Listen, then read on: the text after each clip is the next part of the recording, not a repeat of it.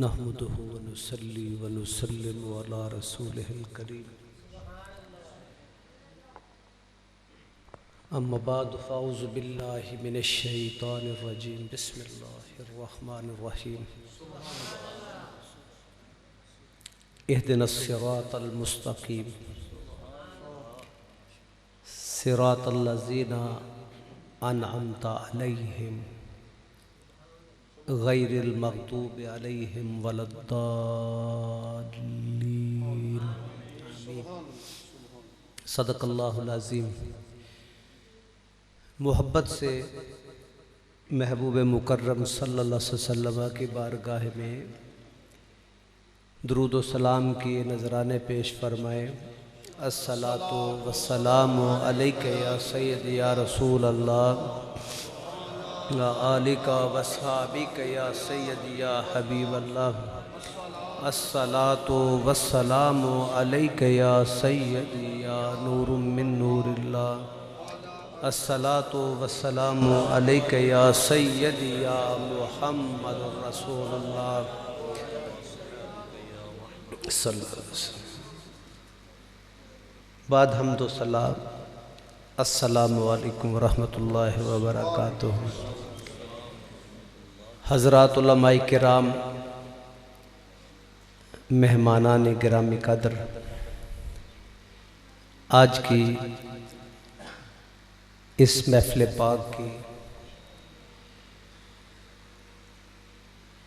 جو نسبت ہے وہ حضور علیہ السلام کی میلاد سے بھی ہے، اولیاء کے ذکر سے بھی ہے، اور ہمارے برادر طریقت و محبت قبلہ ڈاکٹر فلک شیر باجہ صاحب ان کی والدہ ماجدہ کے ایصال ثواب کے لیے یہ محفل پاک حسب روایت انعقاد پذیر ہے۔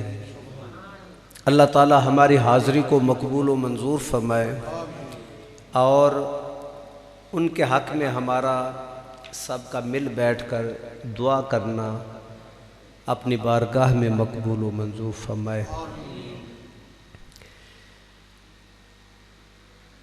آج کی اس محفل پاک میں مجھ سے قبل نقیب محفل جو بہت پرجوش بندے ہیں، وہ اولیاء کے حوالے سے بھی، تعظیم و تکریم کے حوالے سے بھی، تعلیم و تربیت کے حوالے سے بھی ملٹی ڈائمینشنل انہوں نے گفتگو فرمائی ہے۔ اور محافل کا صرف ایک مقصد یہ نہیں ہوتا کہ ہم ذکر کریں اور چلے جائیں، یا دوسرا مقصد یہ ہے کہ ہم لنگر شریف کھائیں چلے جائیں۔ محفل پاک کا جو سبسٹینس ہے، جو اس کی خاص چیز ہے، جو اس کا مغز ہے، وہ یہ ہوتی ہے کہ ہم ذکر کریں تاکہ ایک تو ہمارے گناہ جو ہیں وہ دھل جائیں، گناہوں سے چھٹکارا ہمیں حاصل ہو، اور دوسرا یہ ہے کہ اللہ تعالیٰ کی رحمت کا حصول، نزول رحمت، جس طرح انہوں نے فرمایا ہے کہ نزول رحمت ہے، تو جہاں رحمت نازل ہوتی ہے، نزول رحمت ہوتا ہے، وہاں ہم اس چیز کو لینے کے لیے آتے ہیں جو مرکز ہوتا ہے۔ لہٰذا یہ مرکز ہے، یہ محافل جو ہیں یہ مراکز ہیں رحمت کے، برکت کے، خیر کے۔ ایک تو ہم برکت حاصل کرتے ہیں، رحمت کا حصول ہمارا مطمع نظر ہوتا ہے، اور اس کے علاوہ ایک اور چیز وہ یہ ہے جو میں نے کہا تھا کہ جو سبسٹینشل ایشو ہے اس محفل پاک کا، یا ہر محفل پاک جو مقبول ہے اور جو تعظیم و تکریم سے خالی نہیں، آداب سے خالی نہیں، ظاہر ہے مقبول تو وہی ہوتی ہیں، اور اس کا یہ فائدہ ہے کہ ہم جو اولیاء کی تعلیم کا فائدہ ہے، جو اولیاء کی تبلیغ کا فائدہ ہے، جو اسلام ہمیں سکھانا چاہتا ہے، جو اسلام ہمیں اپنانے کے لیے دیتا ہے کہ ہم اس کو اپنائیں، فالو کریں، پیروی کریں، جس کو ہم معروف لفظوں میں اطاعت کہتے ہیں۔ تو لہٰذا اطاعت کیا ہے، کس کی کرے؟ ظاہر ہے اللہ تعالیٰ کی اطاعت وہ محبوب کی اطاعت میں ہمیں ملتی ہے، اور محبوب مکرم صلی اللہ علیہ وآلہ وسلم کی اطاعت ہمیں اولیاء کے طریقے اور اسلوب سے ہمیں ملتی ہے۔ جو اولیاء کا زندگی گزارنے کا طریقہ ہے ہمیں اس سے ملتی ہے۔ اور جو آیا مبارکہ میں نے تلاوت کی ہے سورۃ الفاتحہ سے، تو مقصدیت اس کی یا غرض و غایت یہ ہے، اہدنا الصراط المستقیم، سیدھے راستے کی طلب ہے۔ یہ تو سب کو معلوم ہے، اور یہ بھی معلوم ہے کہ صراط الذین انعمت علیہم، اب جو سیدھا راستہ ہے اس راستے کا تعین اللہ تعالیٰ نے خود فرما دیا تاکہ لوگ ابہام کا شکار نہ ہوں، لوگ شکوک و شبہات کا شکار نہ ہوں۔ اور ہم جیسے جو سادہ سادہ بندے ہیں وہ تو بالکل جو لے مین ہیں، جو میسز ہیں، وہ تو سمجھنے سے قاصر ہیں کہ ہر بندہ تو ایک طرح کے معاملات کرتا ہے، ایک طرح کی اس کی شکل و صورت ہوتی ہے، داڑھی مبارک بھی ایک جیسی ہے، نماز ہے، نماز کے علاوہ عبادات کا جو کوئی طریقہ اپناتے ہیں وہ سب ایک جیسا ہوتا ہے دیکھنے میں۔ تو لوگ کہتے ہیں سارے تو نماز پڑھتے ہیں، سارے تو روزے رکھتے ہیں، سارے تو حج کرتے ہیں، کدھر جائیں؟ تو اللہ تعالیٰ نے عبادت کو موضوع سخن بنایا ہی نہیں، حالانکہ پہلے فرمایا کہ وَمَا خَلَقْتُ الْجِنَّ وَالْإِنسَ إِلَّا لِيَعْبُدُونَ، بھائی جن و انس کی پیدائش تو اس لیے ہے، تخلیق اس لیے ہے کہ یہ میری عبادت کریں، لیکن یہاں عبادت کو موضوع سخن نہیں بنایا۔ یہاں یہ تو نہیں فرمایا کہ جو نماز پڑھنے والے ہیں وہ سیدھے راستے پہ ہیں لہٰذا آپ ان کے ساتھ مل جائیں، یا یہ حج کرتا ہے، اس نے 70 حج کیے ہیں، اس نے 80 کیے ہیں، اس نے 50 کیے ہیں، تو لہٰذا حاجی صاحب کے ساتھ چلے جاؤ، یا یہ تبلیغ بہت اچھی کرتا ہے، تقریر بہت اچھی کرتا ہے، نعت بہت اچھی پڑھتا ہے، اس کے ساتھ چلے جاؤ، جو جی آئے اس کے ساتھ چلے جائے۔ لہٰذا زہد و تقوی، عبادت و ریاضت کا یہاں ذکر نہیں ہے، اس میں شک بھی نہیں ہے، اس کے نافذ العمل ہونے میں اور اس کی فرضیت میں اور اس کی ضرورت میں، اس کی اہمیت میں کوئی شک نہیں، وہ تو لا ریب ہے۔ لیکن خالق نے سیدھے راستے کا تعین ان چیزوں سے نہیں کیا، خالق نے سیدھے راستے کا تعین فرمایا تو وہ فرمایا ہے اپنے بندوں سے، چونکہ فرمایا صراط الذین انعمت علیہم، جو انعام یافتگان ہیں، جو اس کی بارگاہ میں مقرب۔ اب انعام کیسے حاصل ہوا، انعام کیسے ملا؟ ظاہر ہے انعام کے حقدار ہیں، وہ کس لیے حقدار ہیں، یہ حق کیسے جتایا، اس حق کو ویلڈ کیسے کیا، اور یہ حق جو ہے یہ ایکسیپٹیبل کیوں ہے؟ اس لیے بارگاہ میں مقبول ہے کہ انہوں نے ویسا کیا جیسا ان کے مالک کی رضا تھی۔ یہ فرق ہے نا۔ اور دوسری جگہ پہ اس کو یہاں روک کے ہم چلیں تو فرمایا کہ یا ایتھا النفس المطمئنہ ارجعی الی ربک راضیۃ مرضیہ فادخلی فی عبادی وادخلی جنتی۔ اب واپس اپنے رب کی طرف ہم جائیں، لوٹ کے آئیں تو کس حالت میں آئیں، کیسے آئیں کہ ہم اس سے راضی ہوں، وہ ہم سے راضی ہو، میوچول انڈرسٹینڈنگ جو ہے وہ ہماری ہو، ہم دو طرفہ جو تعلق ہے وہ خالق مخلوق سے راضی ہو اور وہ مخلوق اپنے خالق سے راضی ہو۔ لہذا اب اس کا اسلوب جو میں نے عرض کیا تھا کہ اللہ تعالیٰ نے خود ارشاد فرمایا کہ رضی اللہ عنہ وردو अन्हुम वरदू अन्हु। अब तुसी बह जाओ जनाब, तुसी असा केड़ा खाद लैनी इत्थों जनाब, कणक ते बीज लई असा जनाब। लिहाजा रदी अल्लाह अन्हुम वरदू अन्हु, अल्लाह ताला उनसे राजी, वो अल्लाह ताला से राजी। भाई वो कैसे राजी हैं अल्लाह ताला से? उन्होंने अपने आका अल्लाह के महबूब सल्लल्लाहु अलैहि वसल्लम से मोहब्बत फरमाई और उनकी पैरवी फरमाई। ये सहाबा का तुर्रा इम्तियाज है। अब मुझसे कबल ये जो मैं अर्ज़ कर रहा हूँ, इससे पहले क़िबला अल्लामा साहब ने बहुत वजाहत से आपको असहाब कहफ के कुत्ते की कहानी सुना दी। वो किस्सा जिसको कुरान बयान करता है और ये वो किस्सा है जिसमें शक और शुबा नहीं है। तो लिहाजा मैंने ये पिछले दिनों भी कहा था, ये मैं अर्ज़ करता जाऊँ यहाँ पे। मैं जनवरी में, ये लॉकडाउन शुरू होने से पहले मैं जनवरी के महीने में निकला था ये मस्कत की तरफ, और वहाँ से हम सलाला चले गए। सलाला में एक दोस्त है हमारे, वो मिलने आए रात को, उनके साथ कुछ वो थे मुकामी उनके ओमानी बशिंदे। तो वो कहने लगे कि हम औलिया से मोहब्बत रखते हैं, जो सालिहीन हैं हम प्यार करते हैं। अपनी ज़ुबान में वो इरशाद फरमा रहे थे।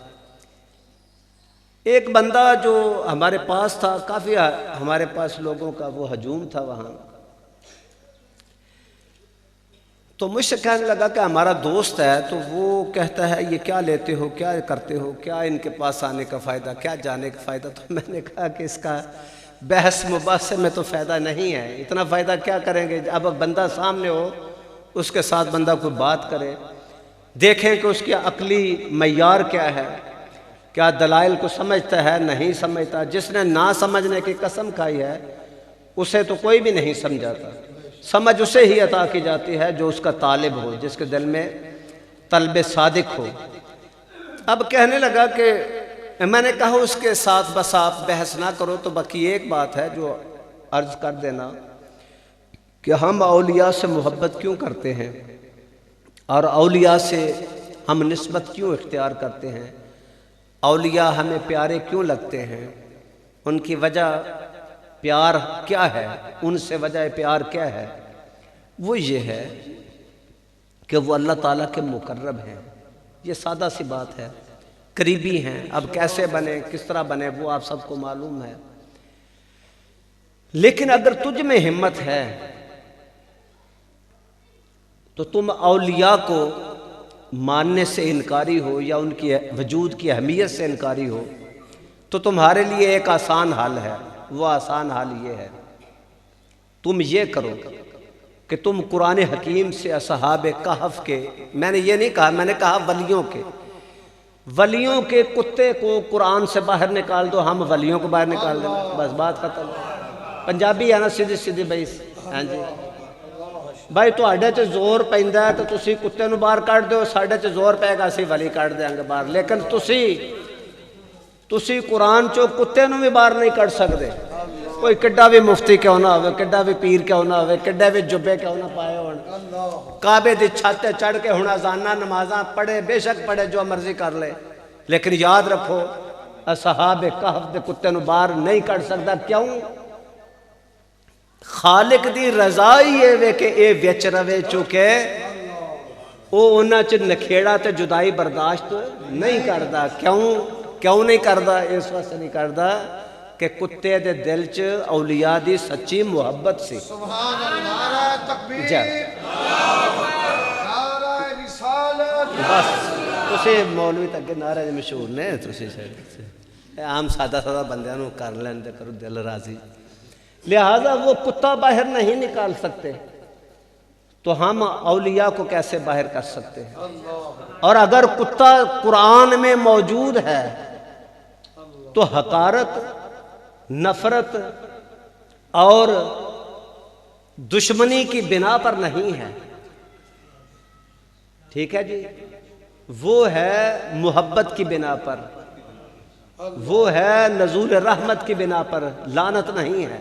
نزول اللہ بعض ایسے ہیں جن پر لعنت ہے، ذکر تو فرعون کا بھی قرآن پاک میں ہے، لیکن ہم ایمان سے پڑھتے ہیں تو ہمیں اس کے پڑھنے سے فائدہ ہوتا ہے، لیکن اسے کوئی فائدہ نہیں۔ فرعون کو فائدہ ہے، نمرود کو ہے، ابلیس کو ہے، لیکن ہم محبت سے پڑھتے ہیں، اس لیے پڑھتے ہیں کہ خالق کے احکام اور اس کے ذکر کی تلاوت کرتے ہیں۔ ہم تو ہیں ماننے والے، تو ماننے والوں کو ہوتا ہے فائدہ، تو جو نہیں ماننے والے ہوتے باوجود اس کے وہ قرآن میں ہے، ان کے لیے فائدہ نہیں ہے۔ بس یہ ہے آسان حال اس کا، ٹھیک ہے جی۔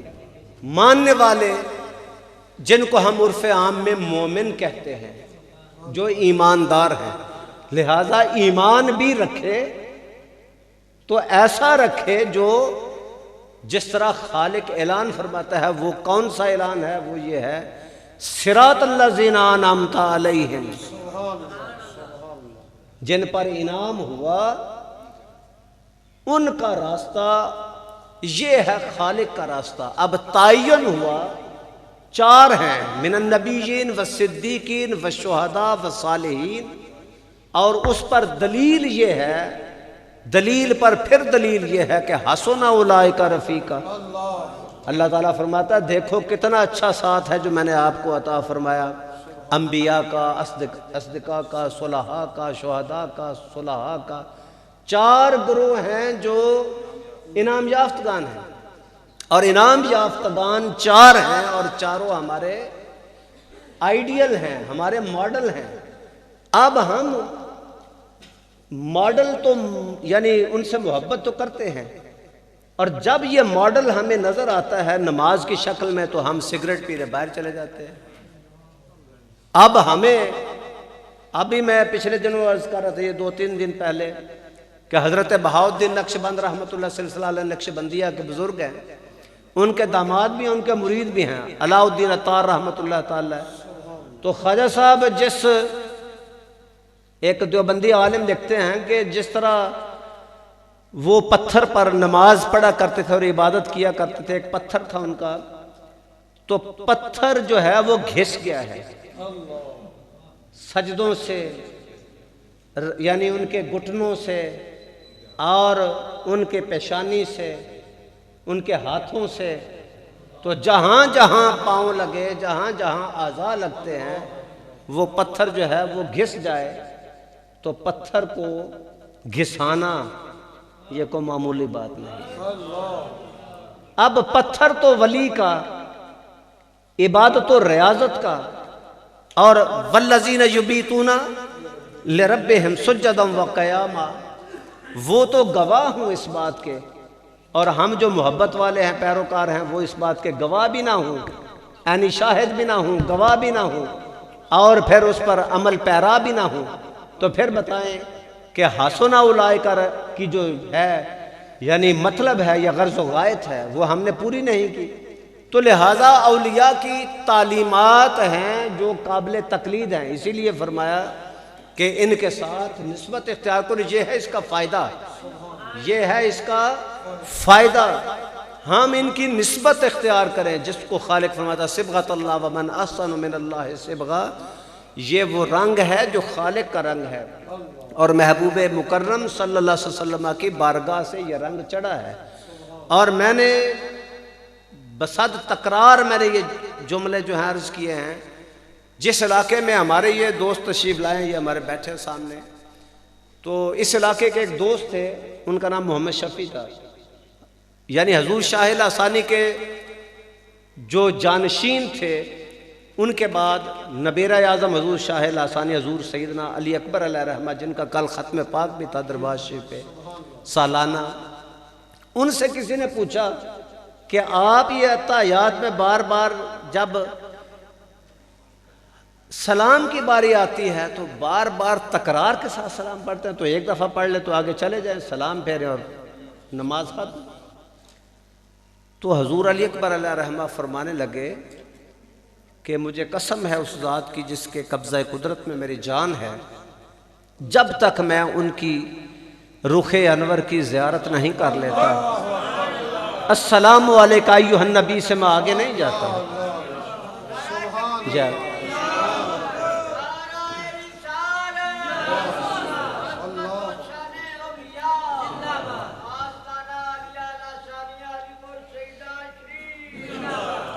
السلام علیکہ ایھا النبی، اس سے آگے نہیں جاتا جب تک. مسئلہ یہ ہے کہ جب تک طلب صادق نہ ہو بات نہیں بنتی. اور علماء یہ ہمیں روز سمجھاتے ہیں، ہم نے علماء سے سنا ہے، وہ فرماتے ہیں کہ ہر بندہ ہی کہتا ہے اہدنا الصراط المستقیم، سیدھے راستے پہ چلنے کی، سیدھے راستے پہ چلانے کی درخواست ہر بندہ کرتا ہے، اور کرتا بھی اپنی زبان سے ہے.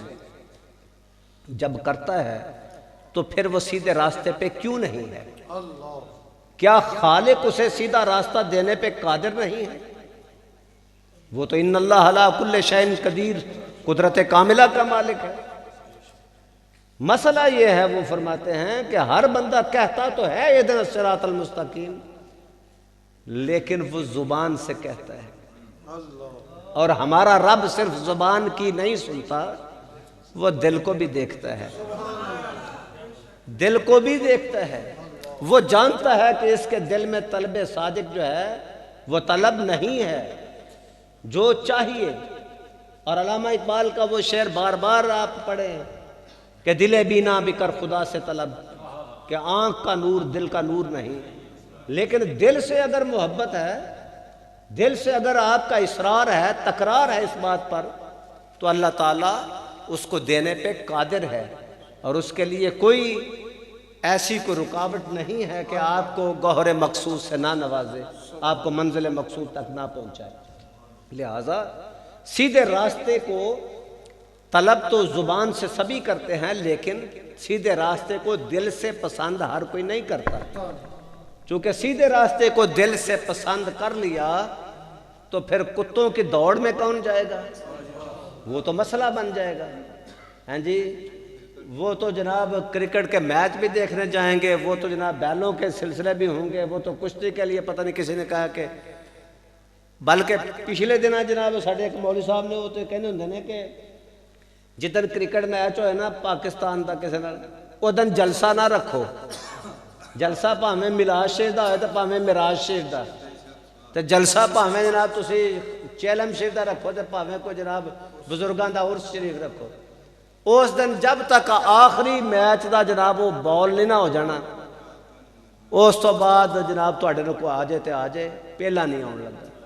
تے ہن دسو یہ سارے جدوں جناب مسیتے جاندے نا جناب، یہ سارے انہاں سیدھے رستے دا تقاضا کرنا ہوندا ہے اللہ تعالیٰ دی بارگاہ چ. تو لہٰذا سیدھا رستہ ادوں ملتا ہے جدوں دل وچ دی محبت ہو. کلن نمد ہؤلاء وہؤلاء من عطاء ربک وما کان عطاء ربک محظورا. اللہ تعالیٰ تو ہر ایک نوں دیندا ہے، وہ تو عطا کرنے پہ قادر ہے. کوئی دنیا طلب کرے، کوئی دین طلب کرے، وہ تو عطا کرتا ہے. لیکن اگر کوئی کرے ہی نہ تو پھر ہم تو مائل بکرم ہیں، کوئی سائل ہی نہیں، راہ دکھلائیں کسے، کوئی راہ رو منزل ہی نہیں. تو لہٰذا یہ تھا ضمنی فائدہ جو اس آیہ مبارکہ سے میں نے حاصل کیا. مین بات اور تھی، وہ یہ تھی کہ اولیاء کے طریقہ کار اور تعلیمات سے ہم استفادہ کریں. اور وہ ڈاکٹر صاحب کی والدہ ماجدہ کے سال ثواب کے لیے تھا، تو شروع کر لیں، کہیں سے بھی شروع کر لیں. ماں سرور دو عالم صلی اللہ علیہ وسلم کی ہو تو وہ میں نے پرسوں بھی عرض کیا تھا، جمعرات کو بھی ایک سال ثواب کی ہمارے برسی تھی، ہمارے دوست ہیں، ان کی والدہ کا ختم شریف تھا. ایک دیوبندی عالم دین ہے، وہ کہتے ہیں کہ حضور علیہ الصلوۃ والسلام اپنی والدہ کی قبر انور پر روئے. یعنی بعد میں صحابہ کی معیت میں گئے، تو صحابہ کی معیت میں جانا یہ تو بہت بعد کی بات ہے، تو پھر جا کے رونا کس بات پہ؟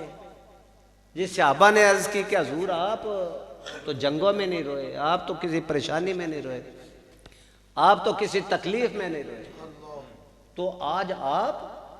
حضور نے فرمایا مجھے ماں یاد آ رہی. تو میں نے اس کی ضمنی باتیں کی تھی پچھلے جمعرات کو کہ جسے حضور یاد کر رہے ہیں، اگر دعا منع ہے تو پھر وہاں یاد بھی کرنا منع ہے، چونکہ جو مشرک ہوتا ہے اس کو یاد نہیں کیا جاتا. اور پیغمبر صلی اللہ علیہ وسلم اور سنت کا جو طریقہ ہوتا ہے نا، سنت کا وہ یہی ہے، جس چیز کو حضور علیہ الصلوۃ والسلام نے اب میلاد شریف کے دنوں میں علماء نے بہت وضاحت سے آپ کو بیان فرمایا ہوگا کہ میلاد منانے کا حکم نہیں دیا، یا کسی چیز یا کسی کام کے کرنے کا حکم نہیں دیا تو وہ اس سے منع ثابت نہیں ہوتا۔ ہاں اگر حضور نے منع فرمایا ہے تو پھر منع ثابت ہو جاتا ہے، پھر اسبات نہ بھی ہو، جب نفی فرما دی تو پھر اسبات کی طرف کوئی نہیں جائے گا، لیکن اسبات کی طرف ہم سبھی جائیں گے اگر حضور نے منع نہیں کیا۔ یہ ہے شرعی قاعدہ جو فقہ کے اصول مرتب کرتے ہیں اور شریعت کے اصول۔ اب حضور علیہ الصلوۃ والسلام اپنی ماں کی قبر پر روئیں تو پھر فرمائیں کہ میں یاد کر رہا ہوں، مجھے یاد آ رہی ہیں، تو حضور علیہ الصلوۃ والسلام کے کوئی بھی غیر شرعی اور ناپسندیدہ غیر اخلاقی کوئی حرکت دیکھتے تو آپ کا چہرہ یا تو سرخ ہو جاتا۔ ایک مثال اور لے لیں، اگر حضور کی موجودگی میں، یہ بھی حدیث شریف ہے نا، تورات کا وہ کتاب، وہ صفحات اگر فاروق اعظم پڑھے مسجد نبوی میں تو چہرہ سرخ ہو جائے غصے سے۔ تورات جائز ہے یا ناجائز ہے؟ لیکن فرمایا جلال کی وجہ سے، جو فرما رہے تھے حضرت علامہ صاحب فرما رہے تھے کہ آج صاحب تورات بھی ہوتے تو میری اتباع کرتے، تو یہ ہے اپنا مقام ظاہر کرنے کے لیے۔ لیکن جو اتنی سی بات برداشت نہ کرے، ٹھیک ہے جی، جس میں قدغن آتی ہو، جس میں کمی واقع ہوتی ہو، جس میں اہانت اور تقصیر اور توہین کا پہلو نکلتا ہو، وہ پہلو سب دفن کر دیتے ہیں، اور یہاں اپنی والدہ کی قبر پر کھڑے ہو کر روئیں تو پھر آپ کو اندازہ لگانا چاہیے جو 50 سال یا 55 سال کی عمر میں وہاں کھڑے ہو کر روئیں تو پھر والدہ کا مقام کیا ہے، اور یاد کرنے والا کیوں یاد کر رہا ہے؟ اس سے بات، باقی بحث مباحثے کی یہاں ضرورت نہیں ہے، جس کا جی چاہتا ہے جو جی چاہے کرے، لیکن ہمارا ایمان تو یہی کہتا ہے، جو جمہور نے کہا وہی ہمارا ایمان ہے، وہی ہمارا عقیدہ ہے۔ حضور کے والدین ہمارے لیے تکریم کا باعث ہے، ہمارے لیے شرف کا باعث ہے، اور ہمارے لیے اللہ تعالیٰ کی رحمت کا نزول جو ہوا وہ اس کا سبب ہے، تو اس سبب سے ہم ان سے منہ نہیں موڑ سکتے، ہم ان کی تعظیم بھی کریں گے، ہم ان کو ادب کی نگاہ سے دیکھیں گے، اور ہمارے لیے وہ محترم ہیں، بلکہ کائنات کے ماں باپ سے سب سے زیادہ افضل وہی ہیں۔ تو لہٰذا یہ ہے چیز، وہاں سے شروع کر لیں۔ اور ہمارے سلسلہ علیہ نقشبندیہ کے بزرگ، میں نے حضرت باقی باللہ کا عرض کیا تھا کہ آپ فرماتے ہیں کہ مجھے جو مقام ملا ہے، شیخ احمد سرہندی کا بھی میں پیر ہوں، بہت سے لوگوں کا پیر ہوں، میرے مقام کے پیچھے بھی میری ماں ہے۔ اگر میری ماں نہ ہوتی تو باقی باللہ آج اس مقام پر نہ ہوتے۔ تو عزیزان محترم، ماں کسی کی بھی ہو، ٹھیک ہے جی، وہ ماں ہی ہوتی ہے۔ میں نے تو یہ بھی کہا تھا پچھلے دنوں کہ وہ تو جانوروں کی بھی ہو تو پھر بھی قابل تعظیم و تکریم ہوتی ہے اور قابل احترام ہوتی ہے دوسروں کے لیے۔ حضور اگر بلی بچے دے مسجد نبوی شریف میں، حضور فرمایا اب اس کو نہ نکالو، اس لیے کہ یہ ماں ہو گئی ہے۔ بھائی بلی تو پہلے بھی بلی تھی، لیکن اب ماں ہے تو اب نہ نکالا جائے۔ تو جس کا اب وہ تو معروف ہے، وہ تو قصہ ہے پرانا جو سن کر ازبر ہو گیا سب کو، کہ حضور تو وہ ہرنی کی فریاد بھی سنتے ہیں۔ اس نے کہا میں نے اپنے بچوں کو دودھ پلانا ہے تو وہ تو بھوکے ہیں۔ اب حضور علیہ الصلوۃ والسلام نے کیا کیا وہ تو آپ جانتے ہیں۔ تو معلوم یہ ہوتا ہے جانوروں کے بچے ہوں، جانوروں کی مائیں ہوں، حضور علیہ الصلوۃ والسلام نے ان کے احترام کا بھی ہمیں حکم صادر فرمایا ہے۔ تو پھر چہ جائے کہ انسان ہوں اور مسلمانوں کی ماں ہوں، وہ بھی مومنوں کی مائیں ہیں، تو پھر ان کے لیے کس درجہ احترام کی ضرورت ہے۔ تو احترام، تکریم، عزت اور شرف جس لائق ہیں، پھر اس کا اظہار فرما دیا۔ کس طرح فرمایا کہ نماز کوئی بھی پڑھے، کہیں بھی پڑھے، اور نماز پڑھنے والے کیسے بھی کیوں نہ ہوں، کوئی ولی ہو، گناہگار ہو، سیاکار ہو، کوئی نیکوکار ہو، فرمایا کہ نہیں،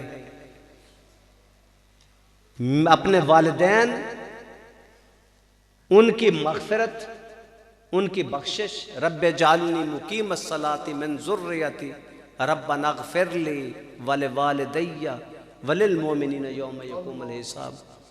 اب نماز میں ہمیں پابند فرما دیا، تو دیگ چاول پکا یا نہ پکا، منڈی سے فروٹ لا یا نہ لا، پانی رکھتا ہے یا نہیں رکھتا، ہم والدین کو اور مومنین کو محتاج نہیں رکھیں گے کہ تو فلاں چیز لائے گا تو دعا ہوگی۔ فرمایا تو دعا کرتا جا، اس لیے کہ تجھ پر حق ہے ان کا، وہ حق ادا کر۔ تو ڈاکٹر صاحب جو ہیں وہ اپنے حسب روایت حق ادا کرتا ہے۔ اللہ تعالیٰ سب کو توفیق عطا فرمائے۔ اور باتیں کرنا آسان ہے، اور خام خواہ کی باتوں میں نہ پڑیں۔ ایصال ثواب ایک مستحب اور مقبول اور معروف عمل ہے جو اصلاً کئی صدیوں سے نسل در نسل چلتا ہی آ رہا ہے، کسی نہ کسی شکل میں، کسی نہ کسی صورت میں۔ تو اس لیے ایسی باتوں میں پچھلے دنوں ایک جگہ گیا تھا، تو یعنی کافی 6-7 سال کی بات ہے، یعنی سالوں کی بات ہے، تو وہاں ختم شیخ پہ انہوں نے رکھا آج کل جدید جو ہے فاسٹ فوڈ والا سامان، وہ پیزے شیزے اور سلسلہ جناب۔ تو میں نے کہا کہ پہلے تو آپ حلووں سے اور زردے اور پلاؤ سے چڑھتے تھے، اب تو فاسٹ فوڈ بھی ختم میں شامل ہو گئے، اب تو پیزا بھی شامل ہے، اب تو برگر بھی شامل ہے، اب تو سینڈوچز بھی شامل ہیں۔ تو معلوم یہ ہوتا ہے قدریں اور ویلیوز بدلتی ہیں، اقدار بدلتی ہیں، سوشل سیٹ اپ بدلتا ہے، لیکن بات تو وہی ہے۔ بات یہ ہے کہ ہم جو بھی رکھتے ہیں وہ صدقہ ہے، اور صدقہ کرنا ان کے لیے، وہ صدقہ نافلہ ہے جو ہر بندہ کھاتا ہے، وہ افادہ عامہ کے لیے ہے۔ تو لہٰذا یہ دعا کرنا ایک مستحب اور مقبول اور معروف عمل ہے جس کو خالق پسند فرماتا ہے، اسی لیے آپ کی عبادت میں رکھا۔ اب جو میں نے عرض کیا کہ صراط الذین انعمت علیہم، تو یہ مطلب نہیں ہے کہ ولی کے مزار پر جائیں، جیب سے 500 نکالا، اس کے خزانے میں ڈال دیا، قدموں میں لگے، اور جناب جو اس کے اوپر پڑا ہوتا ہے جناب اس کو ایسے ایسے کر کے جناب بس سلام کر کے تو چلے گئے، اظہار عقیدت کرتے ہیں تو چلے گئے۔ اب وہ عقیدت جو ہے وہ اس حد تک والی ہماری عملی زندگی میں ہمیں نظر نہیں آتی، تو پھر ہمیں پریشانی لاحق۔ بس یہ بات ہے جو سمجھانا چاہتا تھا، جو آپ کی خدمت میں عرض کرنا چاہتا تھا، کہ یہاں تک ہی موقوف نہ رکھیں کہ ہم نے بس ادب کر لیا تو فارغ ہے۔ ادب کا صحیح تقاضا، محبت کا صحیح تقاضا اس وقت پورا ہوتا ہے جب ہم ان کے احکامات، ان کے معمولات، ان کے طریقہ کار کی پیروی کرتے ہیں، اور یہی محبت کا مسلمہ قاعدہ اور اصول رہا ہے، اور یہی تا قیام قیامت رہے گا۔ اللہ تعالیٰ میری اور آپ کی حاضری کو مقبول و منظور فرمائے، اور جتنے بھی ہمارے ڈاکٹر صاحب کی والدہ سمیت جو بھی فوت شدگان ہیں، ان کے اعزاء اقارب ہیں، اس قبرستان میں جو مومنین ہیں، سب کو اللہ تعالیٰ جنت الفردوس میں اعلیٰ مقام عطا فرمائے، حضور کی شفاعت نصیب فرمائے، اپنا خاص جوار رحمت عطا فرمائے۔ وما علیہ الا البلاغ۔